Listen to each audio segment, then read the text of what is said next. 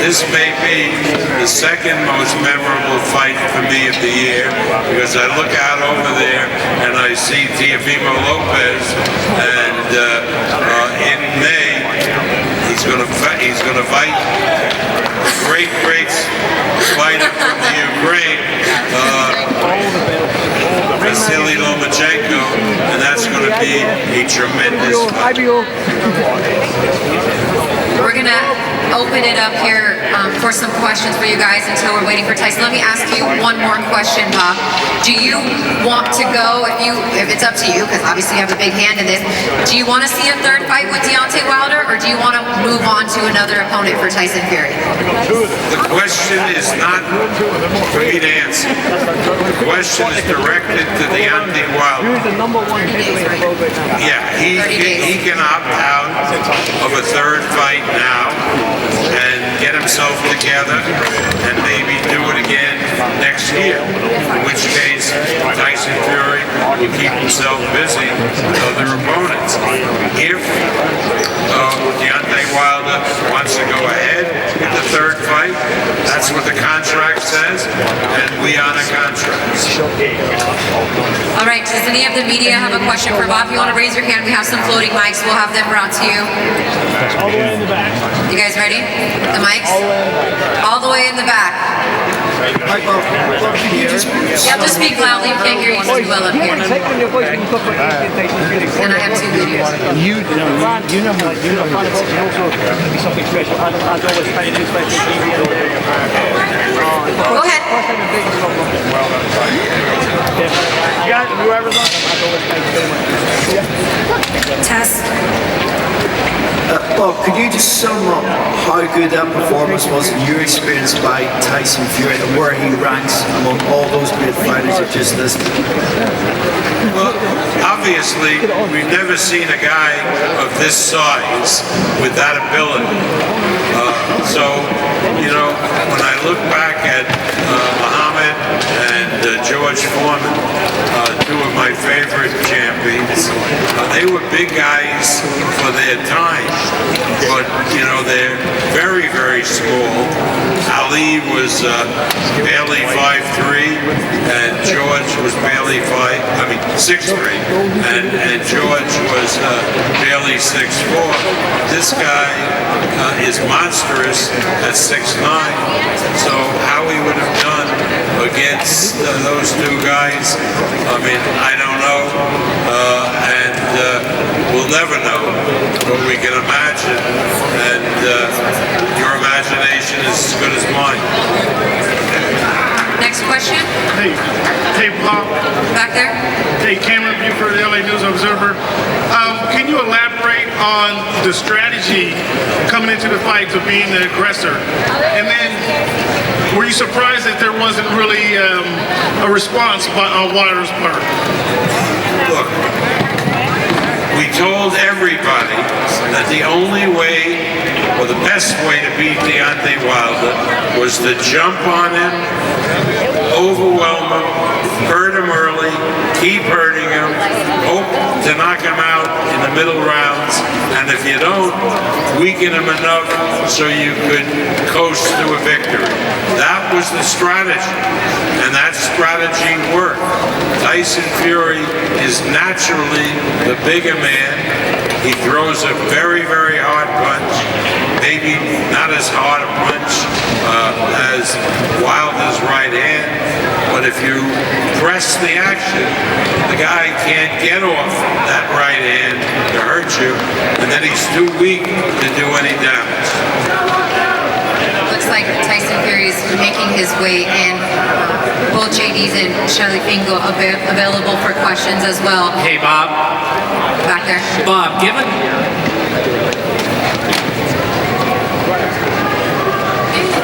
Go ahead. Bob, Hey, Bob, given the success of the live gate, and it seems like the pay-per-view is probably going to do pretty strongly too, how open are you to the increased frequency of these cooperations with PBC, Fox, and ESPN? How often do you think this will happen, as big fights present themselves in the future? Well, on our side, we're certainly open. PBC was a great partner of ours. Everybody from PBC worked very hard, along with my people, and the cooperation and the effort of both Fox and ESPN was outstanding. So as I said, I'd have to be a fool not to welcome that for the future. Right behind, guys, right behind. Down here. Marcus Hayes, Fight Hub TV. My question is for Coach Deas.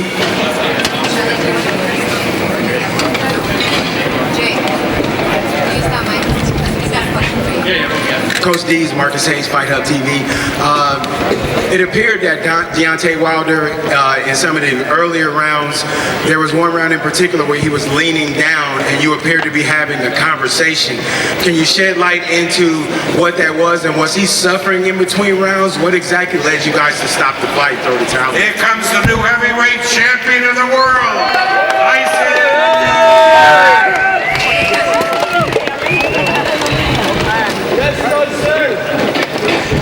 Mark, do you want to go ahead?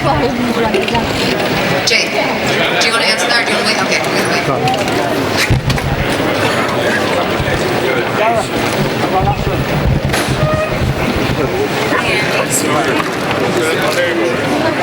Or get off the first. Bring another chair. Tyson, we're going to put Tyson right in the middle.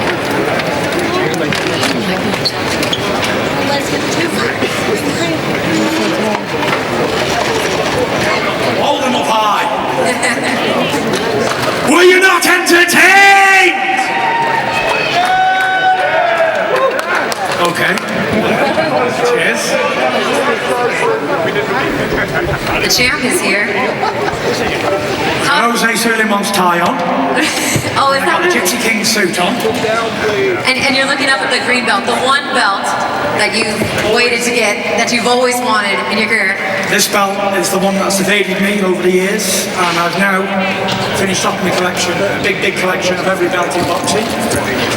Big shout out to my team, the promoters, everybody who believed in me. Big shout out to Bob Arum and Frank Warren for making this reality, the dream. We always had a dream of coming over to Las Vegas and taking over. Putting on great fights. And tonight the world was watching Bob. And they got to see two undefeated heavyweight champions in their prime do battle. That is true. Deontay Wilder, let me tell you, never went down easy. Right. I've got a lump on the side of my temple here. I don't know what's happened with it. Come right out. Hit me hard there. But I just had to overcome a lot in this thing tonight, and I just always believed that if he couldn't beat me when I was only 50% the man I am today, then he never had a chance tonight. Well, thank you very much for the opportunity, and can't wait for the next fight, the rematch hopefully, if he wants it. Tyson, we're going to do a couple questions here and then open it up to the floor. You put Deontay Wilder down for only the second time in his professional career. How many times did I put him down? Well, you put him down twice, but he was down once in 2010. The first time coming in round 3, what was going through your mind at that point? I was pretty pissed because I predicted round 2. You sure did, and I held you to that. Yeah. I'll take round 3. It was all right. I take all the money because I predicted round 7. He did. Go back and watch on Top Ranks on YouTube.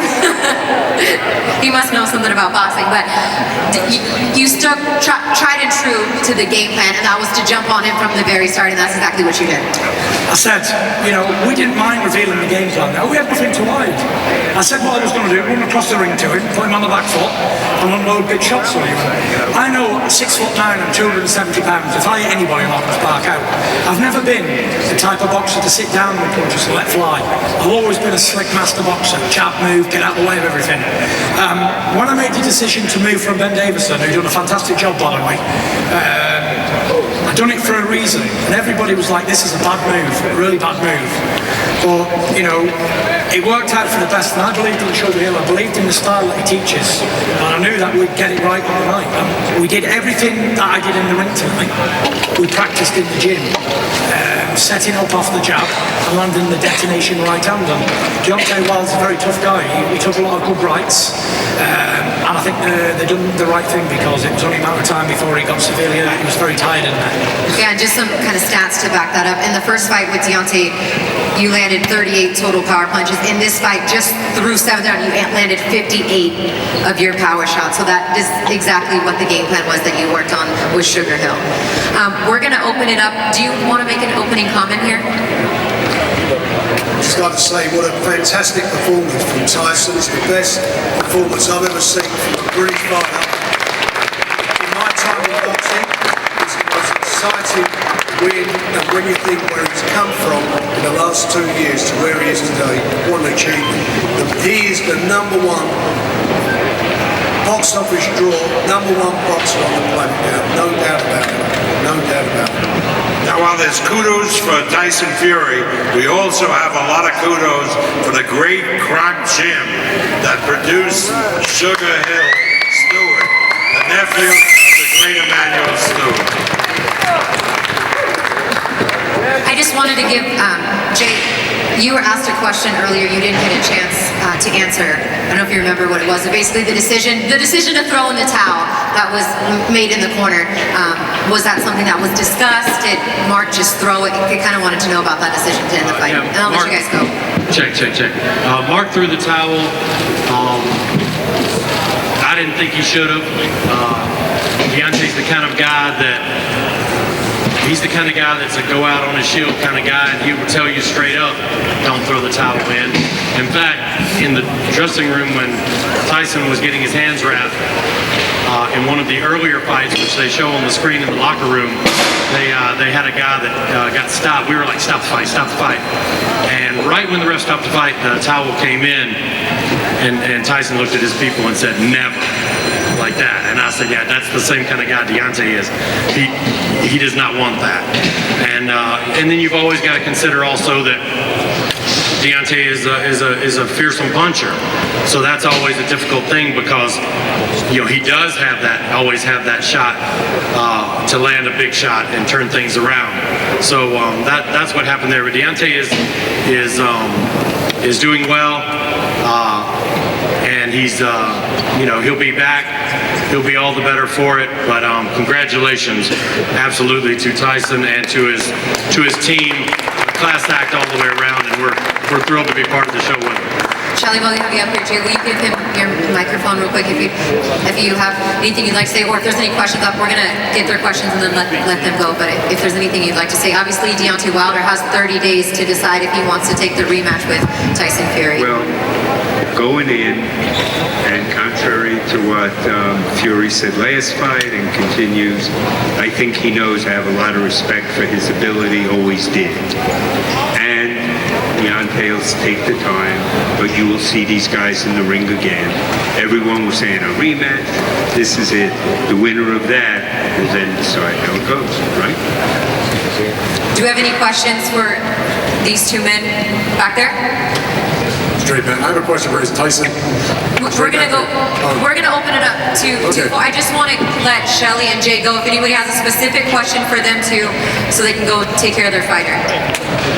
Well, I'll ask Jay one question then. Go ahead, Dan. Jay, I know it's right after the fight. Did Deontay say anything to you or to Shelly in the dressing room afterwards that he would want to pick up that immediate rematch? Were you going to give some time to think about it?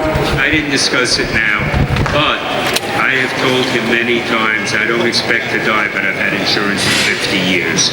You have the rematch for a reason, no matter what. Anyone else right here? Jay, what is the extent of Deontay's injuries, if any? He had a small cut inside the ear, may have affected his equilibrium, and and so he's just going to get a couple of stitches there. That's really the extent of it. It was a tough, grueling fight with a tough, grueling fighter, and so coming from 2 fights in a row, November, February, which he loves to be active, but this will give him some time to enjoy things, enjoy his family, and rest up a little bit. So I think that's what'll be the next step. Jay, all the way in the back. Can you clarify what was going on to throw the towel in like that? I mean, were you talking back and forth? Just that whole 1 minute long process. What was going on there? Well, I'm the head coach of the team, but we do things a little bit differently. 99% of the time, the head coach of the team is also the guy that's the lead in the corner. Ours is a little bit more like a football team, American football, where the head coach doesn't necessarily call the plays. You have an offensive and defensive coordinator. So ours is a little bit like that. So what happened between rounds was Mark said something about possibly during the round, Mark said something about throwing the towel in, and I told him, don't do that. I didn't think he should do that. And then the fight went a little bit longer, and then I saw the towel go in. So I haven't talked to Mark about it, but we'll talk about it and figure out what exactly happened there. Jay, just what you were talking about with Deontay wanting to go out on his shield, that would lead us to believe that he will want this fight again. Whether it happens sooner or later. What is your exact opinion on his willingness to get back in there against Tyson? Yeah, I think absolutely.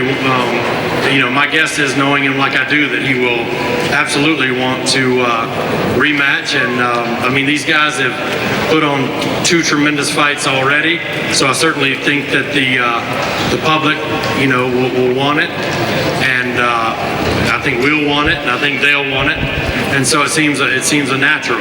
So I think that's what you'll see happen.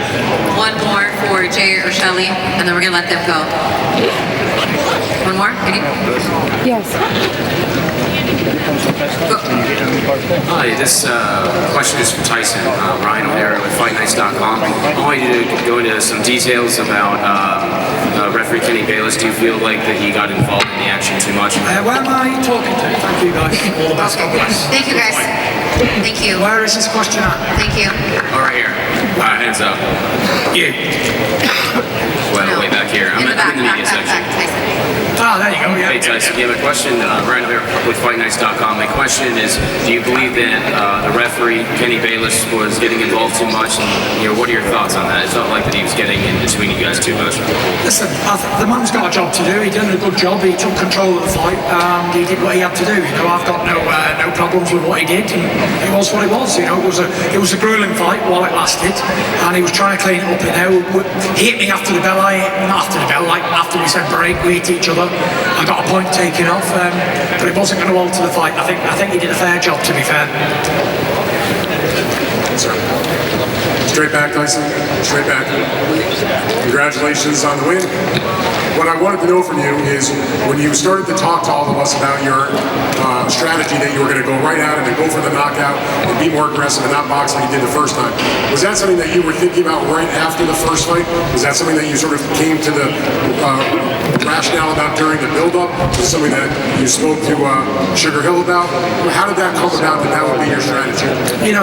Everybody knows I'm a master slick boxer, and I can jab and move around the ring for 12 rounds. But that didn't work last time. I got a draw. Like I said, a draw is a failure to me, because all I do is win, win, win.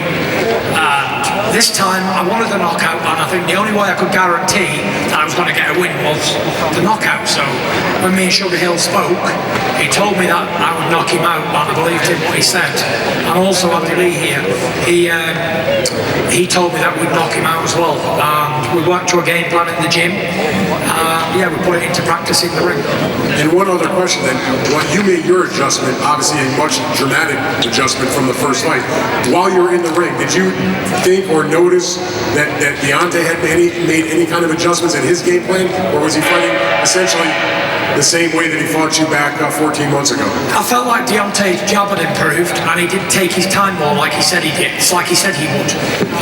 Yeah, and he was using his jab quite well, actually. I was very impressed with his double jab that he was using, and credit to his team for playing that in this fight, because when you've got two giant guys, I think the jab is very important. It sets everything up. So yeah, I thought he was definitely an improved fighter to what I thought before, and he was heavier. I wasn't able to bully him around as I did last time, and close, because he was a lot heavier than he ever was. So yeah, I did see improvements in his game, but tonight was my night, and I was never going to let anybody take it from me. Russell? Hi. Spartan.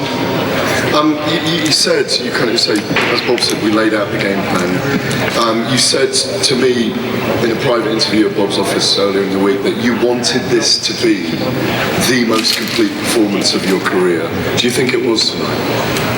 You know, I'm my own worst critic, and even though it was a fantastic performance and I got a great win, I know I can do better. And I've only just started me in Sugar Hill with this style. We've had 7 weeks to perfect a style that takes years at the club gym in and out. But I'm a quick learner, and I aim to get back to work straight away, work on my balance, work on my straight punches, and we're going to be putting people to sleep left, right and centre.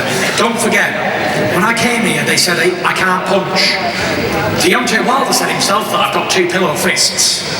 But you know, not bad for an old fat guy who can't punch it. Doing alright, isn't it? And finally, Deontay might need a bit of time to recover from this. Is there any prospect that you could fight Anthony Joshua next and then Wilder afterwards? The spoils of war has just happened. I need to enjoy this victory. Deontay will need time to recover from the fight, but I'm almost sure that he'll take a rematch, because he's a dynamite puncher, and at any time he can take somebody out with that danger, then you're always in a fight. So I'm pretty sure we'll do it again, run him back again if he wants to. But if he doesn't want to, then these are me promoters, and you know, whatever they want to do, I'm happy with. Whoever's next will get the same treatment, that's for sure. Thank you. Next question. There he is. He's next. Teofimo Lopez. He's the man. Yeah, he was actually here to call you out. I know you're Don't call me out. There he is. I want to see that performance over Loma next. Is there no one else? Is it back in here? I've got to go party. Yeah, couple more. Tyson, congratulations on the victory. So where are you going to party? What's the deal? Tyson Fury's official after party is Hakkasan. Be there or be square. We're taking over, Gypsy King style. Coppinger, is that your question? We got one more question.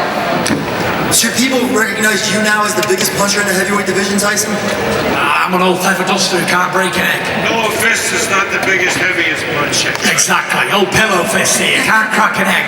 A feather duster. But you know, 6'9", 21 knockouts in 30 fights. Ain't so bad, considering I've never really looked for knockouts in my career. I always looked to use my boxing skill. But with this weight alone, technique, right, we can knock out anybody, can't we? One more when question. I jumped on the scales yesterday at 272 pounds, everyone thought he's not come for a fight. He's underestimated Wilder. He's turned up for a payday. But tonight when I was in there, I felt like a beast. This is me weight for sure. Round of applause for the new heavyweight champion.